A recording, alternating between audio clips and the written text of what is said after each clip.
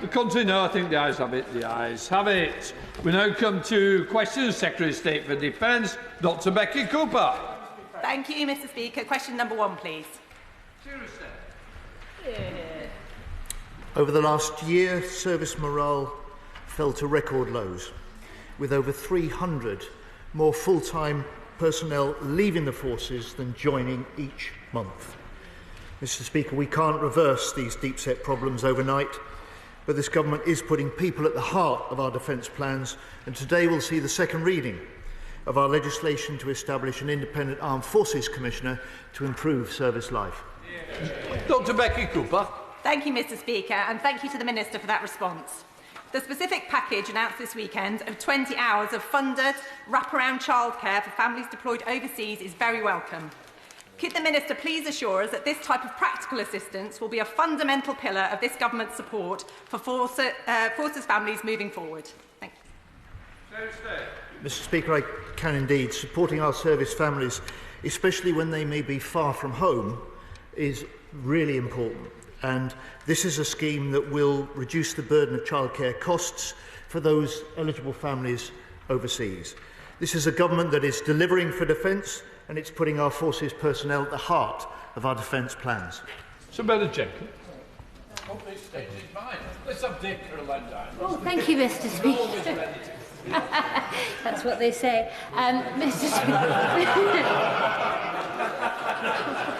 Mr. Speaker, the Royal Fleet Auxiliary are often overlooked and yet absolutely vital to the sustainability and success of our Royal Navy. But so often their pay and conditions don't keep track with either the armed forces or the civil service. What can the Secretary of State say to the RFA to reassure them that they are valued?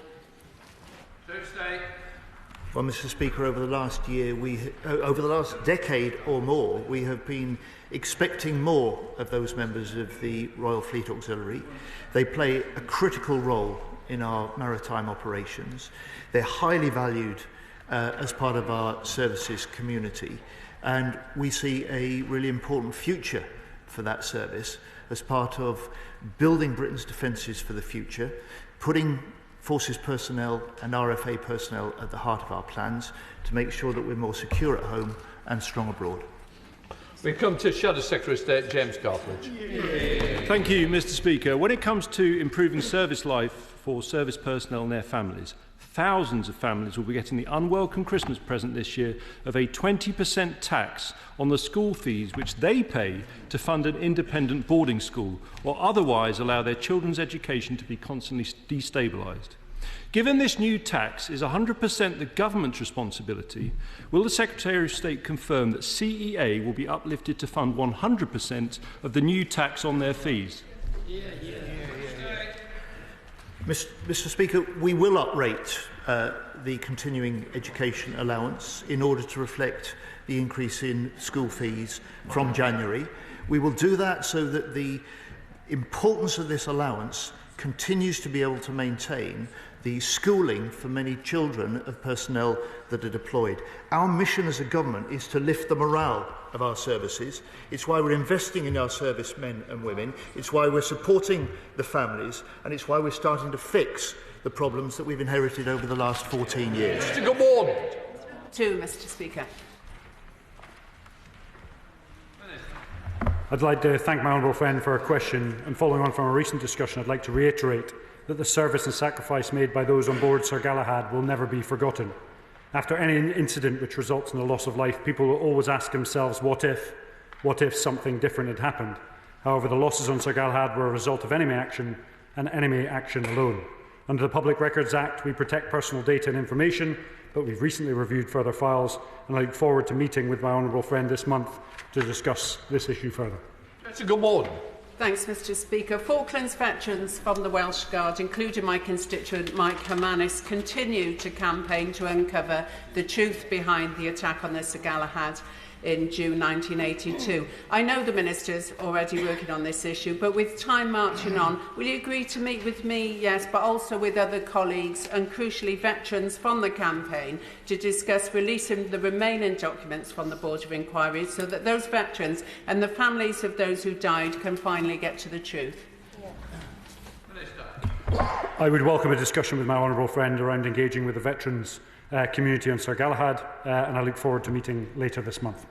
So, Iain Duncan-Smith. Mr. Speaker, I had many friends who served out there, and the after effects of that disaster, death, burnt human beings still alive today, resonates and bangs on at them, and all they want is to know why they were there at the wrong time. Who gave the orders?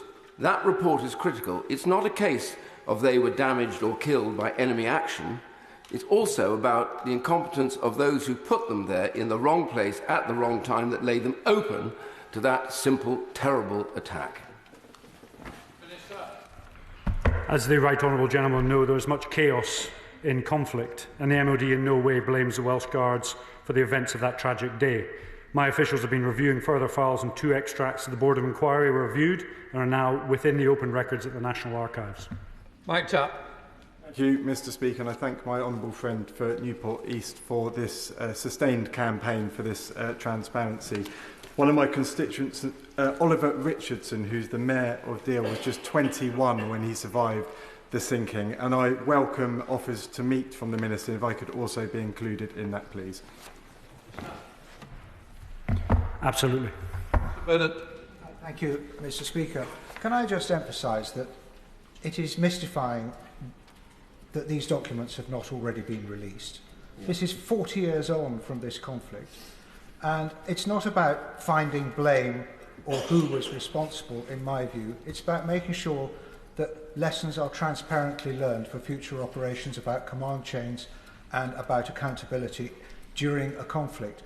What is the reason for withholding these documents, and will he have compassion for those who still live with this as bereaved relatives or people bearing the scars and injuries of this dreadful event? So first of all, I absolutely have compassion with those either injured or wounded in combat, after seeing many throughout my career. And I also can absolutely assure the individual lessons learned from the conflict have been spread throughout the department and into the single services themselves. There are 5 files of 308 witness statements remain closed, and under the terms of the Public Records Act, the witness statement will remain closed until 2065. However, we look at reviewing some of those statements and providing a view on them in due course. Stafford. Question number 3, Mr. Speaker.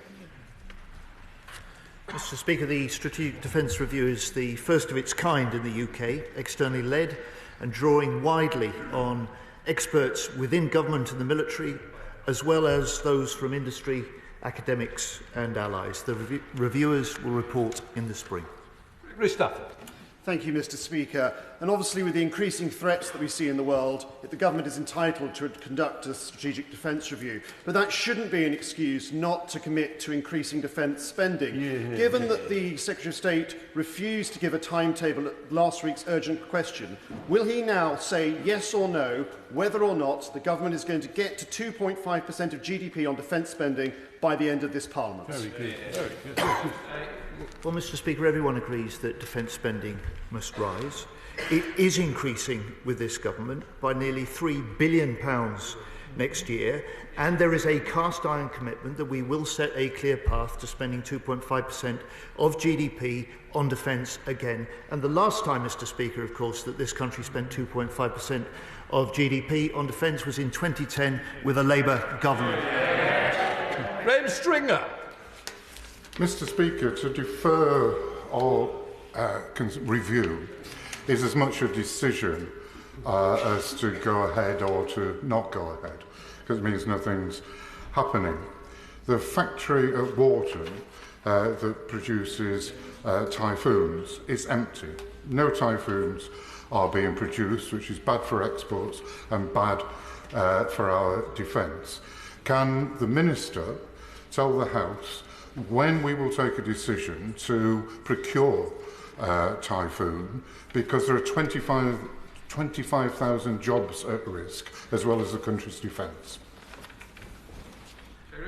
Well, Mr. Speaker, I've had the privilege of visiting Wharton. I've seen the level of the skills and the technology of the workforce there and their commitment and dedication to that job. The reviewers of the Strategic Defence Review will make their final report in the spring with recommendations. But in the meantime, my honourable friend quite rightly points to exports. And it may interest him to know that last week I was in both Turkey and Saudi Arabia discussing with defence ministers in both countries the future role that typhoons made in the UK could play in their defence. Graham Stewart. Mr. Speaker, and further to my honourable friend's question, can I welcome the £2.9 billion of extra defence expenditure from next year, but not only do we not have a timetable to 2.5% of GDP, which the whole House would like to hear, but can the Secretary of State confirm that there will be no additional funding for the in-year pressures which this department, alongside so many others, currently is suffering from? Well, Mr. Speaker, the Chancellor set out in her budget on the 30th of October the steps that the government was taking across government to deal with the £22 billion in-year deficit that this government inherited. As far as the 2.5% commitment to GDP goes, the Chief Secretary has made clear that we will set that path in the spring. And the Prime Minister said, and I remind the House, Mr. Speaker, back at the Washington summit, NATO summit in July, that it was a question of the strategic defence review first, and then the commitment and the path to 2.5%. Alex Baker. Thank you, Mr. Speaker. My constituency is home to many SMEs contributing to our UK defence sector.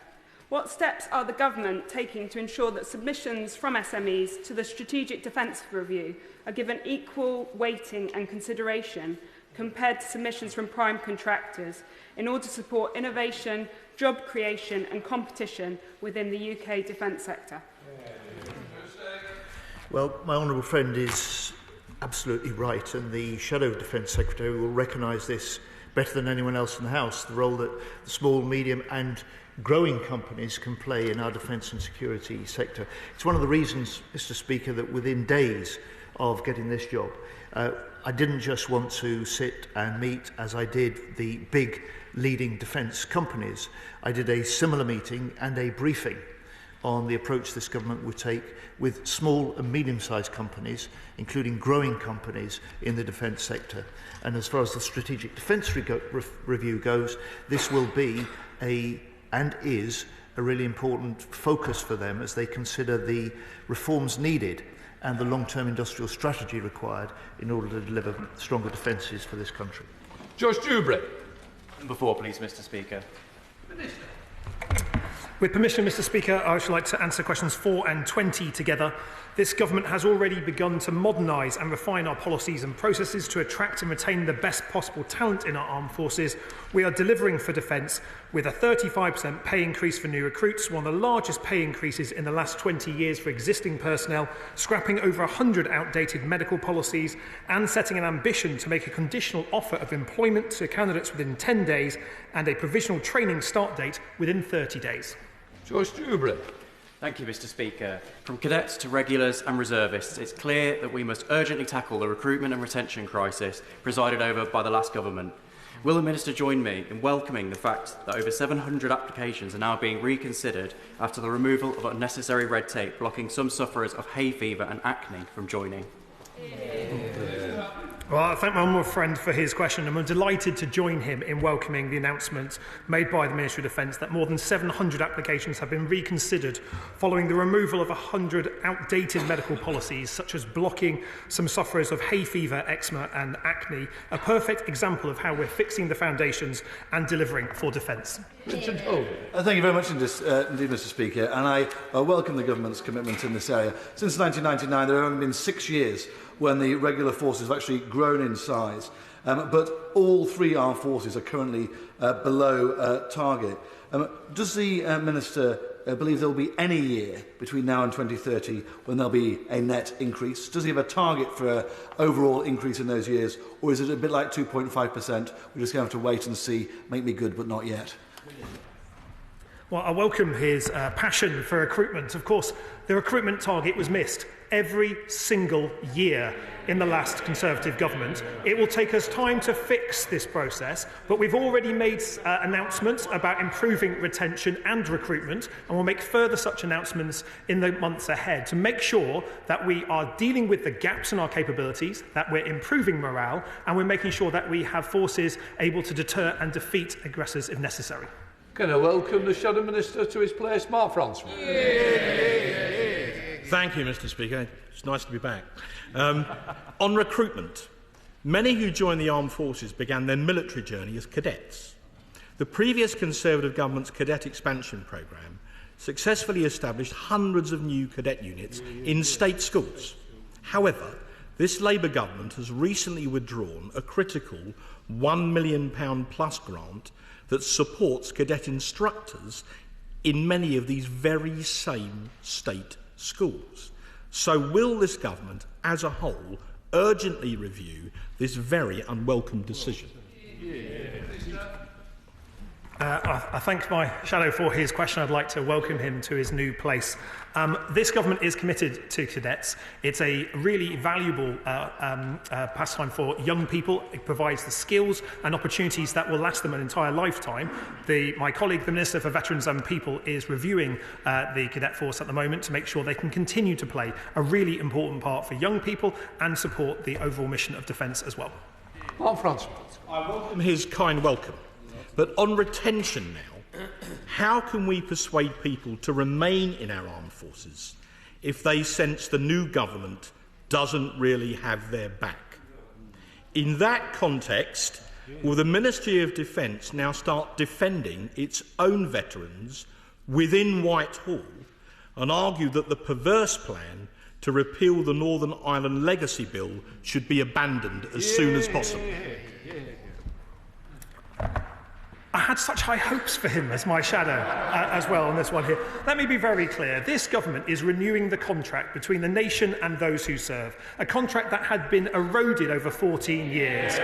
Black mould in military accommodation, falling morale, gaps in our capabilities will not only be making sure that we're supporting retention and recruitment, but through the work that my colleague, the Defence Secretary, does in Cabinet and the Minister for Veterans and People will be supporting our veterans as well. Liberal Democrat spokesperson Helen Maguire. Thank you, Mr. Speaker. I've heard from a number of young people who've tried to join the military only to be met with long waits for their medical assessment. I understand the need for applicants to be thoroughly assessed, but we are losing valuable recruits due to the processing time. Many cannot afford to wait around and ultimately they choose a different path. How is the Minister ensuring the medical assessment process runs efficiently? Well, I thank the Honourable Lady for her question. It's a really important part of the application process that we ensure those people that we accept into our armed forces are medically fit to do so.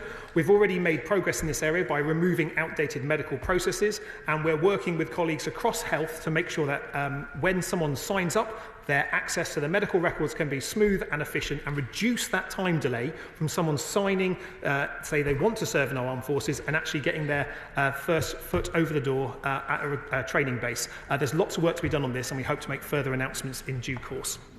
Bob Blackman. Question number 5, Mr. Speaker.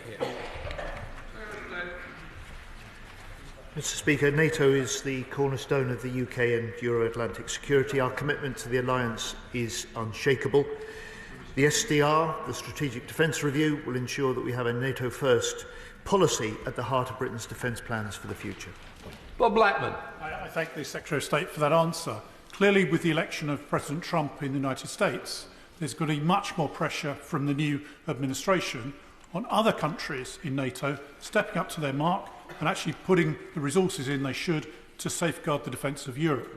What action is the Secretary of State going to take a leadership role in that role to make sure the other countries in Europe actually step up and keep Europe safe from the external threats such as Russia, China and beyond? Hear, hear, hear.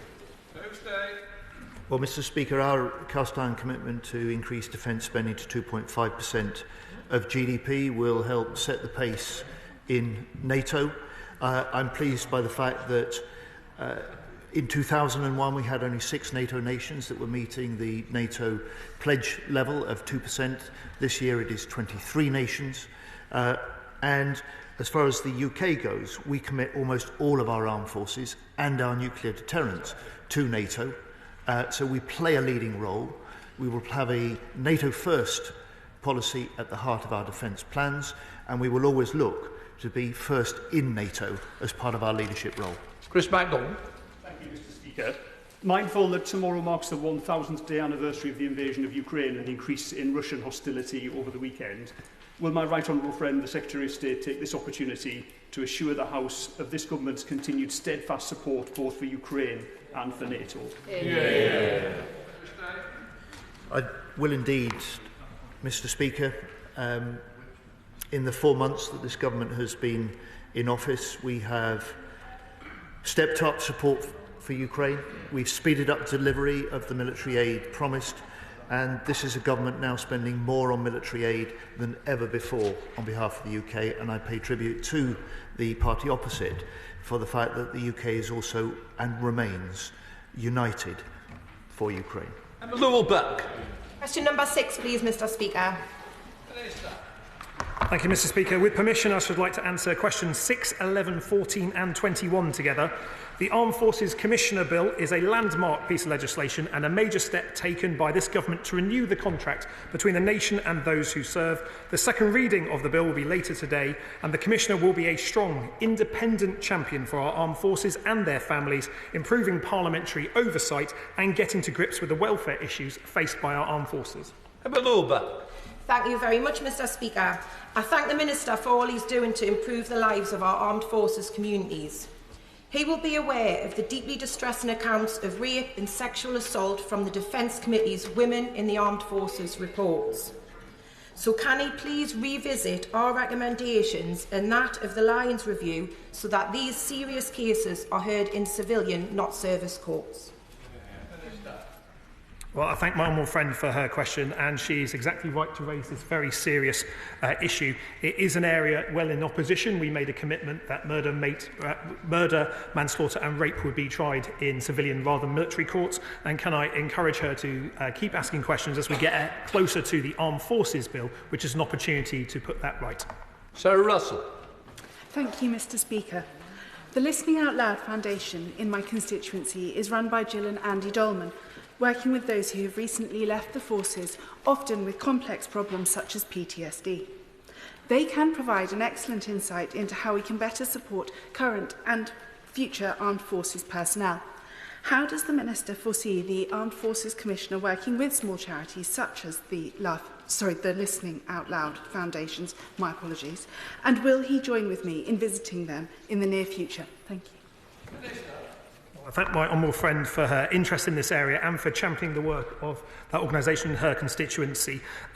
As we get to the point of implementing the Armed Forces Commissioner, I expect that the Armed Forces Commissioner will have new relationships with service charities and organisations for serving members of our forces and the wider Armed Forces family. I'll be very happy meeting with her and discussing this, and I look forward to, if I can, visiting her constituency to meet with that organisation in person. James. Thank you, Mr. Speaker. Will the Minister consider that it is right that the Armed Forces Commissioner will be able to challenge ministers and increase parliamentary oversight of the issues that face our forces and their families? Well, I thank my honourable friend, and this was a commitment we made in opposition, but it's also a commitment to increase scrutiny that we're proud to make from government dispatch boxes like this, to make the case that to improve morale, to improve the relationship and the contract between the nation and those who serve, having an independent and impartial figure to champion our armed forces and their families will not only improve the lived experience for those people in our forces, it will also improve the operational capability of our forces by encouraging more people to recognise that their concerns have someone genuinely listening to them and ministers prepared to act on them as well. There's lots of work to be done to renew the contract, but the Armed Forces Commissioner is a key first step. Thank you, Mr. Speaker. Last month I visited the Northern Hub for Veteran and Military Families Research at Northumbria University to hear about their suicide prevention work. Their research found that many military families bereaved by suicide felt helpless and unsupported as the well-being of their loved ones declined. Does the Minister agree that the Armed Forces Commissioner Bill is a vital opportunity to deliver better support for families going through difficult times? Well, I thank my honourable friend for her question. Any death by suicide is a tragedy and remains, fortunately, a rare event in the armed forces community. But it's positive to hear of the work of Northumbria University in this area. This month, we published a refreshed edition of the Armed Forces Suicide Prevention Strategy and Action Plan to enhance the MOD's commitment to reduce suicide and better support those affected by it. A future independent commissioner will have the discretion to investigate welfare matters affecting our forces and will be a direct point of contact for bereaved families of our serving personnel as well. This would naturally be a matter worthy of their attention, in my view. Thank you. Good job. Thank you, Mr. Speaker. Will the Armed Forces Commissioner's powers of investigation extend to being allowed to visit troops deployed on operations, to question them and to seize documents? Well, thank the honourable gentleman for his question. And the bill that we have set out includes powers for the Armed Forces Commissioner to visit serving personnel, includes for UK visits, for those visits to be unannounced. Due to the logistics of visiting troops abroad, we would expect that those visits would be coordinated with the department, but I would expect them to visit our troops serving abroad and see those families who are also deployed abroad to hear about the particular challenges that being deployed abroad presents for those people in uniform and those people who love those people in uniform. And we've got lots of work to do, but I'd be grateful for him raising that in the second reading of the bill later on today, where I can respond in more detail. Jim Shannon. Thank you, Mr. Speaker. Can I thank the Minister very much for his response to the questions? Minister, it's very important that, and also in Northern Ireland, of course, where recruitment is at record levels, where we never needed to be any conscription because there always was volunteers. Ever mindful of that and the need to ensure that the Independent Armed Forces Commissioner has the same responsibility and the same power to every place in Northern Ireland in relation to all the councils. Can the Minister just perhaps indicate very, very strongly, please, if he can, that when it comes to councils, every council is involved and every person who needs help in Northern Ireland gets it? Thank you, sir. Well, I thank the honourable for Chingford for his question. The Armed Forces Commissioner will extend to all parts of the United Kingdom and cover the service welfare matters of UK Armed Forces personnel and their families when deployed abroad as well. We'd expect their recommendations to be published directly to Parliament, not through the Ministry of Defence, to ensure the impartiality and independence of that role, providing for members of Parliament from all sides of the House to be able to scrutinise the recommendations and issues raised by the Commissioner. That will include every nation within the United Kingdom. Lucy Rigby. Number 7, please, Mr. Speaker.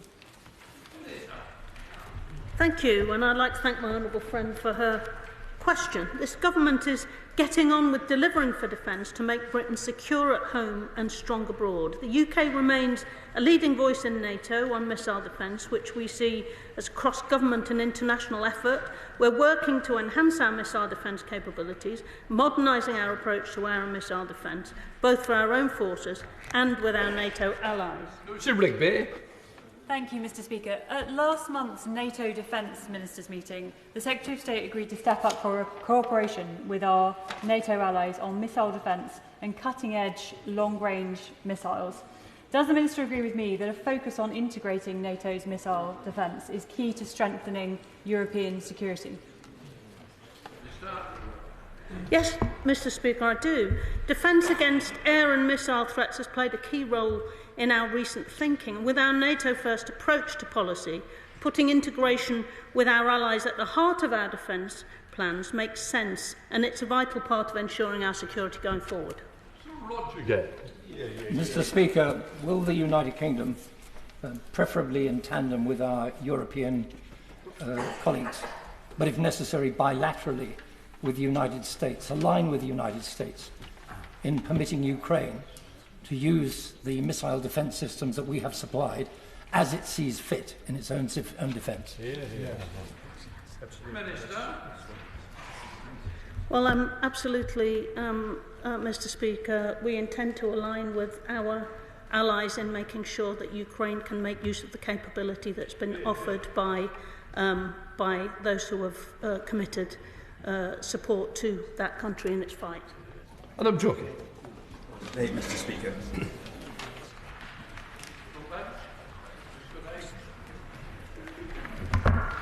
I'd like to thank the honourable gentleman for his question. This is a government of service that will always stand up for those who serve our country. I'm steadfast in my commitment to deliver improved services for veterans nationwide, including those in Newcastle-under-Lyme. I'm working to ensure there's a dedicated structure and support mechanism for veterans that is more institutionally resilient through working across government and with devolved administrations. Thank you, Mr. Speaker, and I'm grateful to the Minister for his answer. Mr. Speaker, our veterans are on the front line as they defend our country, and they're on the front line when it comes to seeking meaningful support to get on with their lives when they get home. Will the Minister join me in paying tribute to the Tri-Services Veterans Centre in Newcastle-under-Lyme, led by Chairman Jeff Harriman, for all the work that they do, and will he come to visit the centre, meet our veterans and show them the support that they deserve? Minister. I'd be delighted to accept the honourable friend's offer to visit Newcastle-under-Lyme and reopen the Tri-Service Centre. I look forward to meeting with veterans in their constituency and learning more about the fantastic work that they are doing. Sarah Dyke. Thank you, Mr. Speaker. I recently met with Got Your Six in Wincanton. They provide crucial therapeutic support for veterans and serving personnel. One veteran told me their support had been invaluable at a point in his life when he couldn't see a future. So would the Minister join me in congratulating Got Your Six, and will the government support groups such as this to expand their crucial work? I'd like to thank the honourable member for that question. I would like to congratulate Got Your Six, but also all the charitable sector and amazing voluntary work that goes on across the country. And I too have seen the amazing work that they do, and I'd like to meet them in due course if indeed they come down to Westminster. Lillian Jones. Question 9, Mr. Speaker. Sorry. Mr. Speaker, I beg your pardon. And with your permission, Mr. Speaker, I'd like to answer question 9 and question 10 together. With tomorrow marking the 1,000 days since the start of President Putin's brutal, illegal invasion of Ukraine, our commitment to stand with the Ukrainian people is absolute. We've stepped up with more military support, we've speeded up deliveries, and we're now spending more on military aid as a country than ever before. Okay. Lillian Jones. Thank you, Mr. Speaker. I thank the Secretary of State for the reply. Tomorrow will be 1,000 days since Putin invaded Ukraine. My constituency commander Loudon have concerns about the ongoing welfare of Ukrainian civilians. So can the Secretary of State please assure my constituents that we will continue to offer supporting aid to those in need and underline our absolute support for Ukraine forces to end Putin's aggression? Well, Mr. Speaker, my honourable friend is absolutely right, and what she really says is that the Ukrainians have been fighting with huge courage, military and civilians alike, and the best way that we can help the Ukrainians defend their own civilians is to step up our support for Ukraine. That's why we've increased the military support and aid to its highest level ever. We've signed a new industrial treaty with Ukraine worth $3.5 billion to increase military hardware. We've hit the $1 billion milestone for the UK-led International Fund for Ukraine, and we'll stand with Ukraine for as long as it takes. This is a government delivering for defence and delivering for Ukraine. Thank you, Mr. Speaker, and I'd like to thank the Secretary of State for his previous answer. Mr. Speaker, can the Secretary of State outline some of the details of the support that has been offered to Ukraine and how that support is evolving as the conflict continues? Thank you. Indeed, Mr. Speaker, at each stage we've tried to respond to the requirements that the Ukrainians say that they have to match that state of the battle that they've got to defend their country. So we've announced packages of artillery, we've announced packages of ammunition, we've announced packages of air defence, which is one of their most critical needs at present, including recently a new contract to supply short-range air defence missiles, the LMMs. Those will be in Ukrainian hands at the turn of the year, and we expect to step up that production and the delivery during the course of next year. Julian Lewis. Does the Secretary of State share my concern at the recent radio interview given by a leading candidate to be Labour's next ambassador to Washington, D.C., in which this supposedly clever negotiator declared that Ukraine should not expect to get its territory back, it should not expect to be put on a path to join NATO, but it could perhaps secure some security guarantees from Western countries. Does the Secretary of State agree with me that whoever is sent to Washington should be somebody who actually supports Ukraine in defending itself and doesn't reward Russian aggression by preemptive capitulation. Mr. Speaker, one of the first privileges I had in this new role was to represent the country at the NATO Washington Summit. That was the point at which the NATO nations collectively agreed to step up support for Ukraine and develop the security guarantees that Ukraine will need in the longer term. Our task, and allies that support Ukraine, is to help them and support them in their fight now, and at the point at which they judge the talking to start, our role then is to give them equally steadfast support, and we will. Samuel Wilson. I'm sure the whole House will want to stand solidly with Ukraine, 1,000 days standing up against Russian aggression and doing so for us all. But their ability to do so, of course, is weakened by the fact that North Korea are sending them armaments and also manpower. The Iranians are sending them drones. Oil contracts are still being signed. Can the Minister give us an assurance that in light of the American decision to allow strikes inside Russia, that we will also give permission for our missiles to be used to break up concentrations of arms and material inside Russia? Mr. Speaker, I won't be drawn on details about long-range missiles today. It risks operational security, and the only person that benefits from public debate is President Putin. There are, and the Honourable Member is right, 10,000 North Korean troops in Russia on the front line. At the weekend, Russia launched its biggest aerial attack since August into Ukraine and against infrastructure there. I spoke to the US Defence Secretary yesterday about this escalation. I'll be speaking to the Ukrainian Defence Minister about it later today, and I want this House to be in no doubt. The Prime Minister has been clear that we must double down and give Ukraine the support that it needs for as long as it needs. And we will continue to work in close coordination with the US in our support for Ukraine. To the Select Committee, Tamarji Singh Beccy. Thank you very much, Mr. Speaker. I asked the Secretary of State last month whether there was an update on the usage of Storm Shadow missiles by Ukraine. Yesterday, as has been widely reported, President Biden lifted restrictions on the use of long-range US missiles. So I asked the Secretary of State, given the continuous bombing of Ukrainian communities by Russia, and given that we've got thousands of North Korean troops fighting against our ally in our continent, will Ukraine now be allowed to use those Storm Shadow missiles, obviously within the confines of international law, or are we expecting Ukraine to continue fighting and defending itself with one hand tied behind its back and to keep those Storm Shadows in safe storage? Well, Mr. Speaker, I say again, I will not compromise operational security and comment on the details of long-range systems today. The Prime Minister has been clear, as I do to the House today, that we must double down on the support for Ukraine, give Ukraine the support it needs, and do so for as long as it takes. And in doing so, we will continue our close cooperation with the US and allies in providing that support to Ukraine. So, Secretary of State James Cartlidge. Thank you, Mr. Speaker. And can I join with the Chair of the Select Committee in saying that we welcome very strongly the decision by the United States to permit Ukraine to use long-range missiles in Kursk. I know he doesn't want to go into operational detail, I understand that, but can I assure him of our support if he now follows through in relation to Storm Shadow, as we believe he should. But does he agree with me? There will be those who talk about escalation, but the only escalation that matters here is 10,000 North Korean troops on the ground supporting Russia in their illegal war. Well, Mr. Speaker, first of all, the Shadow Secretary of State is right. The one person responsible for escalation in this conflict is President Putin. The one side that has been escalating in recent months is Russia.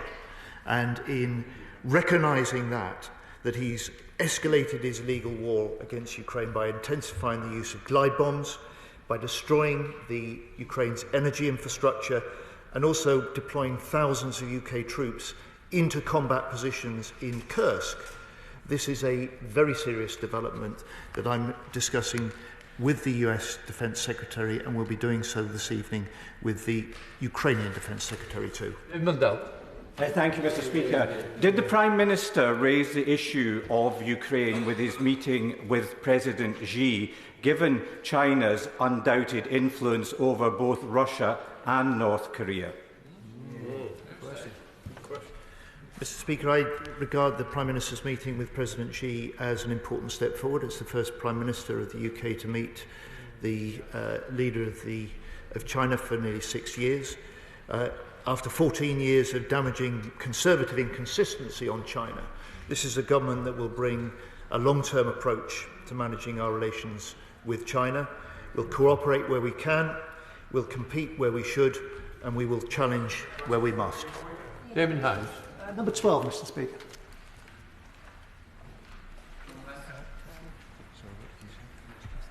I thank the honourable member for the question. I've visited various cadet units, and I'm constantly in awe with the work that they do, not only to increase the social mobility, but they improve the health and well-being of various young people across the country. And they produce an annual return on investment in the region of 95 million.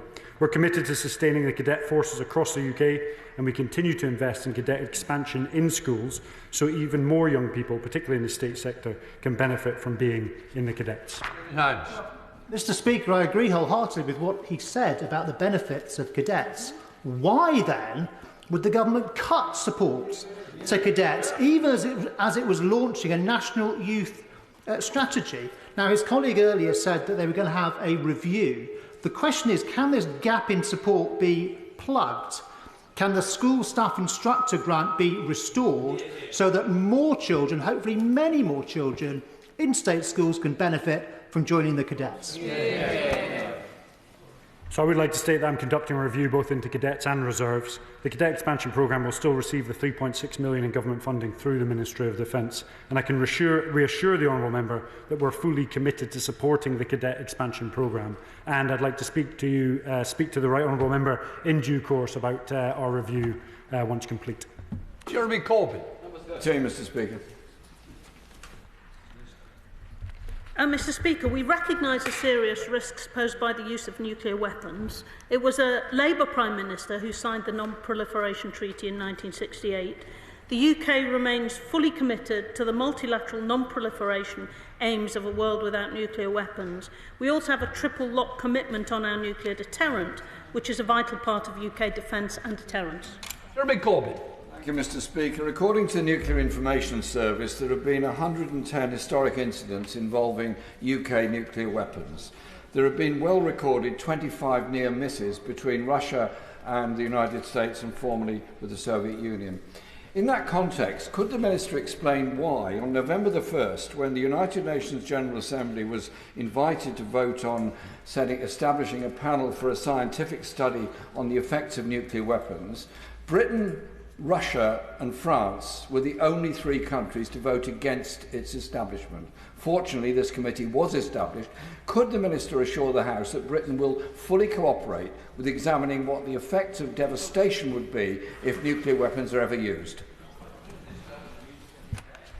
Mr. Speaker, the UK has always recognised the possible humanitarian consequences of nuclear weapons use.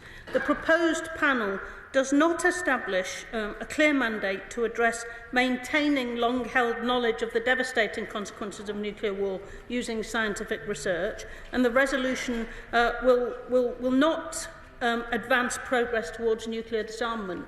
And, Mr. Speaker, that's why we voted against it. Rebecca Long-Bailey. Thank you, Mr. Speaker. The Secretary's commitment to the nuclear testing veterans is well known, but he may be concerned by a report in the Daily Mirror today that claims incorrect testimony and incomplete documentation was provided by civil servants and given to judges in repeated court cases brought by the nuclear veterans over decades. So can the Secretary invest these claims urgently and report back to the House? Yeah. I can assure the Honourable Lady that my honourable friend, the Minister for Veterans, has met with nuclear test veterans to establish a new relationship to ensure we have consistent and productive dialogue. And I know that he's committed to exploring the concerns raised about access to medical records, and I'm sure that progress will be able to be made in that context. You come to topicals, Luke Mayor. Thank you, Mr. Speaker. Question 1. Mr. Speaker, this is a government delivering for defence, and last month the UK and Germany signed the landmark Trinity House Agreement, marking a new era of cooperation between our armed forces and our defence industries. With threats increasing, we must strengthen European security. And tomorrow, Mr. Speaker, marks the bloody milestone of 1,000 days since Putin's illegal invasion of Ukraine began. The UK continues to be united for Ukraine, and this government continues to step up support for Ukraine. And as part of this, I can confirm today that 50,000 Ukrainian troops have now been trained through Operation Interflex. That's the UK-led multinational training programme, which I've now extended to run throughout 2025. Look back. Thank you, Mr. Speaker, and I welcome that announcement from the Secretary of State. Mr. Speaker, it should shame every politician in this House that still today there are veterans who have served our country who are sleeping rough on our streets. Can the Secretary of State set out the steps he will be taking to ensure that homes will be there for heroes? Yes, indeed, Mr. Speaker. Our first step was to ensure that veterans who are facing homelessness have a more advantaged place in social housing provision. That was announced by the Prime Minister in his Labour Party conference speech and will be followed up by the Deputy Prime Minister in changes to the arrangements for local authorities' guidance. On the eve of Remembrance Weekend this weekend, we also made the pledge of 3.5 million to help with homeless veterans as well. Right, Shadow Secretary of State James Cartlidge. Thank you, Mr. Speaker. In relation to the cost of renting back our own military base on the Chagos Islands, last week the Minister of State for the Foreign Office, the Honourable Member for Cardiff South and Penarth, said that the reason the government refused to tell us what the cost will be is, and I quote, "It is not normal practice for the UK to reveal the value of payments for military bases anywhere across the globe." Is that correct? Mr. Speaker, it is correct, but it is also true to say that the treaty is in the UK-US legal and national security interests, which is why the US Defence Secretary welcomed the agreement, which he said will safeguard the strategic security interests of the United Kingdom and the United States into the next century. James Cartlidge. Speaker. But he says it's true that it's not normal practice for the UK to reveal the value of payments for military bases. Actually, Mr. Speaker, there have been several written answers under this government and previous ones giving the costs of overseas bases. Just for example, November 2015, the then Minister for the Armed Forces, Penny Morden, no less, revealed in written answer the cost of 10 overseas bases, including Diego Garcia and including the cost of leases. The reason for withholding the cost does not stack up. What has he got to hide from Parliament? Absolutely nothing, Mr. Speaker, and nor will we. It's a matter, of course, to confirm running costs for bases. What we're talking about here is an agreement leading to a treaty that will be put before this House. I've said this to the House and to the Right Honourable Gentleman. We will set out the costs and the details of that treaty in due course when the House comes to consider the treaty itself. Selly James. Thank you, Mr. Speaker. In Doncaster, we are proud to have an Armed Forces Covenant Coordinator, the fantastic Teresa Hodgson, and a Doncaster Armed Forces Covenant Board, which is a coalition of groups and organisations who are committed to supporting the Armed Forces community in Doncaster. Will the Minister visit my constituency to speak to the board and discuss the action that the government are taking to support veterans facing homelessness? I'd like to thank the honourable member. I would love to come and visit your constituency and talk through that and reaffirm that the Covenant will go into law in the next 2 to 3 years, and that work is progressing as I speak. Liberal Democrat spokesperson Ellen Maguire. Thank you, Mr. Speaker. Tomorrow marks 1,000 days since the illegal invasion of Ukraine. Now, with the incumbent White House administration casting doubts on the US's continued support for Ukraine, I re-echo calls heard today from across the House urging the Minister to confirm that the government plans to authorise the use of Storm Shadow missiles in Russia. Mr. Speaker, I'd urge the Honourable Lady to look back on the record to the answer that I gave 2 or 3 times already to this House. Strickland. Can I thank the Secretary of State for Defence for his decisive action to safeguard the Optric semiconductor factory in Newton Aycliffe in my constituency, protecting jobs and, crucially, sovereign supply of this vital defence component. Will my right honourable friend meet with me to discuss how we can expand the jobs, apprenticeships and opportunities at this fantastic high-tech facility? I thank my honourable friend for his question. The MOD will continue to invest in the company's people to ensure the facility has a sustainable future. Optric's leadership team are currently finalising their future resource plan, which will cover the need for new high-tech roles, such as engineers and scientists, to ensure the facility is best placed to develop new technology and meet defence needs. And I'm more than happy to meet him about it. Katie Lamb. Thank you, Mr. Speaker. I was so pleased to go to His Majesty's Lord Lieutenant of Kent Cadet Awards recently to hear about the fantastic work of our local cadet forces. What might the right honourable gentleman have to say to the brilliant young people I saw there to justify the recent decision to cut funding for state school cadets? I won't comment on other parts of the government's funding priorities. What I would suggest is that the MOD absolutely supports the cadet forces. We have over 140,000 cadets, 26,000 adult volunteers, and we will review the cadets process and make sure it's fit for purpose as we move forward. Nanny Bales. Thank you, Mr. Speaker. The military housing this government inherited for families at RAF Northolt in my constituency simply isn't good enough. Can the Minister set out how the improvements recommended in the Kerslake review will be implemented so that military families that I represent and serve will finally get the decent housing they deserve? I thank the honourable gentleman for a really important question. For the last 14 years, we've kicked the can down the road on housing, and I'd like to take it upon myself to put in place a medium and long-term plan that will solve the housing problems as we move forward. There are over 47,000 MOD properties, and we'll make sure that people get the deal that they deserve as we move forward. David Reid. Progress update on the recruitment for a National Armaments Director, the creation of a military strategic headquarters, and the release of the Defence Industrial Strategy, and crucially, will they all be in place and established to contribute to the recommendations of the SDR? Mr. Speaker, I congratulate the honourable gentleman on his position as PPS to the Shadow Defence team. It's good to see him asking questions in his own session. The short answer is yes. Lord McDougall. Mr. Speaker, as we meet here today, reportedly EU foreign ministers are discussing that Chinese manufacturing is now providing drones to the Russian war machine, specifically drones made in Xinjiang.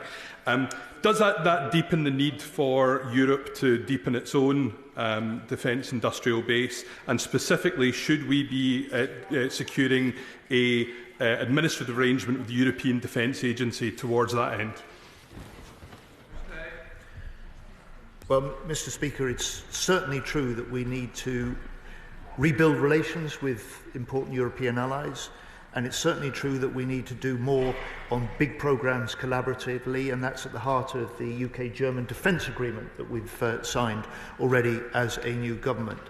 It's also the case that we've said that we'll set out to strike a UK-EU security agreement, and it may be that there are aspects of that that will be relevant. Bobby Moore.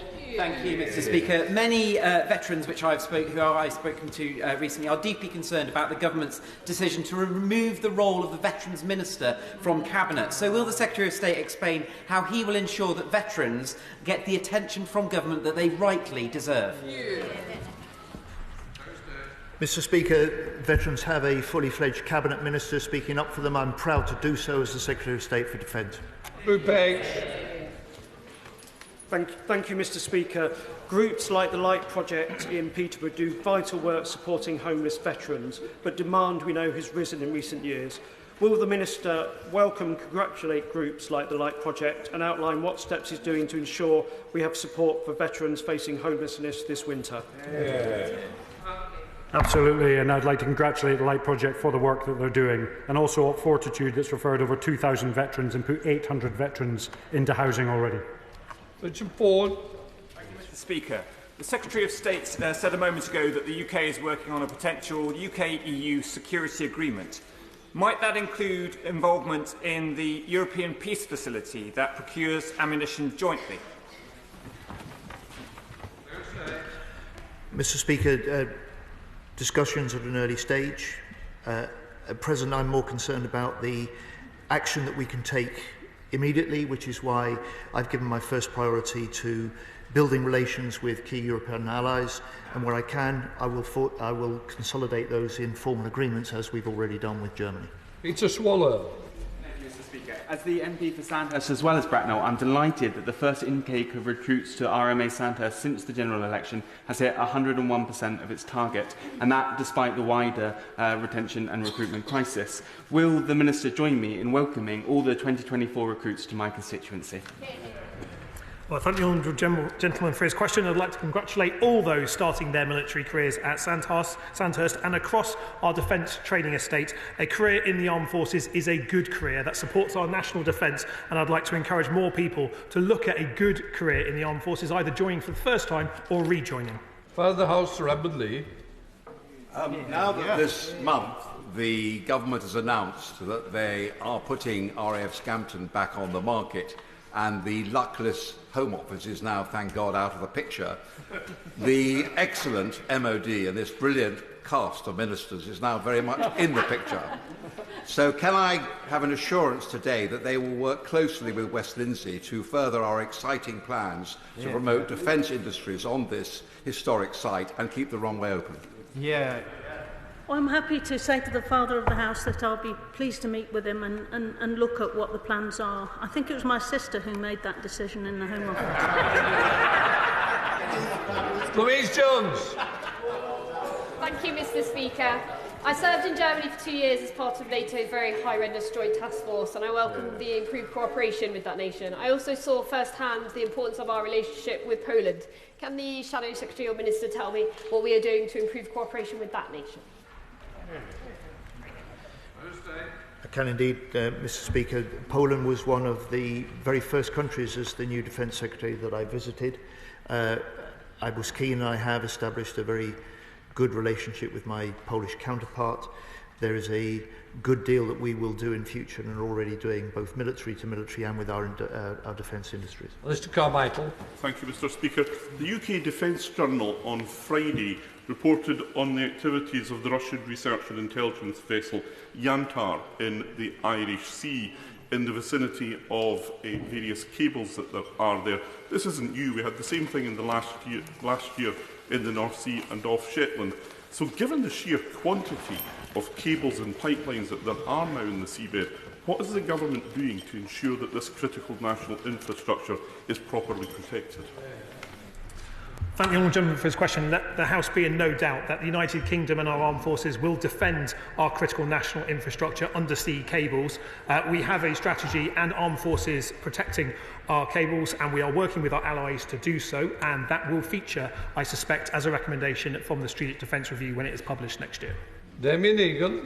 Thank you, Mr. Speaker. With our domestic air defences under increased scrutiny, can the Secretary of State update us on the work being done to strengthen them and give assurances that our government understands our forces will need the resources available to secure our skies? Mr. Speaker, this is one of the areas that the Strategic Defence Review is looking at closely. It has set up 26 review and challenge panels. It is drawing in almost 150 external experts from all range of defence. It is part of the long, hard look that we have to take at this point with rising threats at the capabilities we need in order to keep Britain safe in future and to be strong abroad. Dave Dugan. Thank you, Mr. Speaker. The Secretary of State speaks to a UK commitment to NATO first, and that's great. But we've just seen the election of a US President who is putting America first and the defence of Europe in the hands of European states, which makes the prevarication over 2.5% all the more difficult. Can he accept that a commitment without a date is watery, and only a date will provide a commitment? So will it be in this Parliament, yes or no? I don't accept that. I don't accept that for a moment. It's a commitment and a level of defence spending we've not seen for 15 years. And as far as the new president goes, it is early days. He's only just been elected, and we will ensure that as a government and as a country we work closely with him and with the US. Operator. Thank you, Mr. Speaker. As world leaders meet at the G20 this week in Brazil, can I ask what steps the Defence Secretary is taking with his international counterparts, particularly other Defence Secretaries at the G20, about the urgent situation in Gaza, particularly for civilians and children? Mr. Speaker, my honourable friend is right, and we have been calling for and working for, in opposition and now in government, for nearly 9 months for a ceasefire in Gaza, to get all hostages released and, importantly, to flood the area with the aid that the Palestinians so desperately need. Mr. Speaker, that has to be the first step towards a political solution that can see a Palestinian state and security both for Israel and for the Palestinians in future. Jeremy Stone. Mr. Speaker, we have in the UK some very special skills when it comes to the development of future defence equipment. If we were to lose these skills, it would be a desperate business. Does the Secretary of State agree with me that cooperating and working with our friends in Europe is one way to preserve these skills? The honourable gentleman is correct, and there are increasing examples of industry working across our European nations, both in the EU and with our improving relationships with them on defence equipment and also in NATO. And clearly that's one way in which we can make sure that there are skills available to make the equipment that we need. Stephen Young. Thank you, Mr. Speaker. Due to a lack of funding, many reservists in my constituency are not getting the training days they need and are therefore not receiving the salary that they had anticipated. This means that many highly trained and committed reservists have no choice but to leave and join another career. Can the Minister or the Secretary of State outline what the Labour government will do to support our reservists, including those who live in my constituency in Mansfield, all of whom are a vital part of our armed forces? I'd like to thank the honourable gentleman for that question, and as an individual who's just signed up in the last 2 weeks to be a reserve, it's a matter close to my heart. We're doing a review into reservists over the next couple of weeks, and it will be linked into the SDR, and there'll be more findings come out on how we can simplify the process, make it easier for people to join and serve the armed forces in a way that's befitting to them. For the best objective. Thank you, Mr. Speaker. Labour's manifesto made clear that they were committed to scrapping visa fees for non-UK veterans who have served this country for four or more years, as well as their dependents. A pledge I wholeheartedly support and have campaigned for. The Veterans Minister has previously stated that the MOD has started to work with the Home Office to deliver this. So what is the timetable for delivering this manifesto pledge? So I'd like to thank the honourable gentleman for the question. We are absolutely working on that. It's in the manifesto and it will come out in due course. Sean Davies. We were delighted to host the Veterans Minister in Telford recently. In a survey of the veterans community in Telford, healthcare and access to healthcare was the top priority. What work is the Department for the Defence doing with the Health Minister to improve the access for veterans to healthcare, in particular mental health care?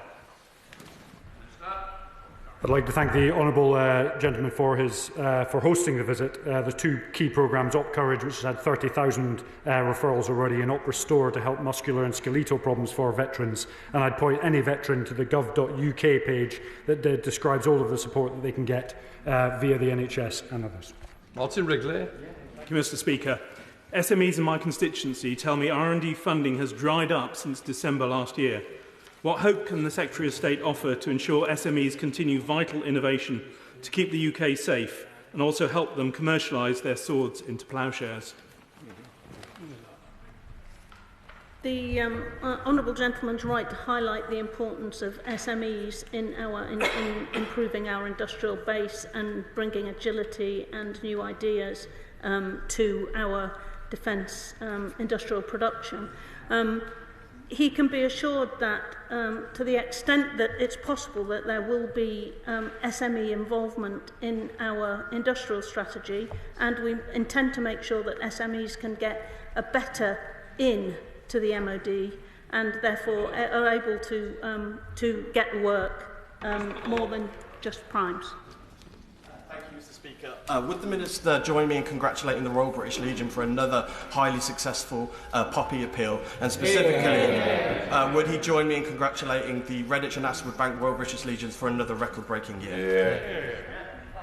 I thank the Honourable Gentleman for the question. I completely concur. The Royal British Legion did a fantastic job, and I'm sure the whole House will agree, to commemorate this year's Remembrance Parade. And I had the privilege of marching with the veterans for the first time since I left the Armed Forces, and I generally think it was a fantastic show of respect to all those that have served. Mr. Carns, final question. Between 1978 and 1990, what was an illegal act, 5,700 women were dismissed and discharged on family grounds from the Armed Forces for falling pregnant while in service. This isn't a question of compensation. They want their berets and their cap badges returned to them. So will the Minister please work with me to right an injustice onto all these women who just wanted to keep serving their country and now want that service recognised? I think that's a really important question, and we have the utmost respect for all those that have served. I'd be delighted to work with the honourable friend to move that forward. Right, that completes questions. Let the front bench change over.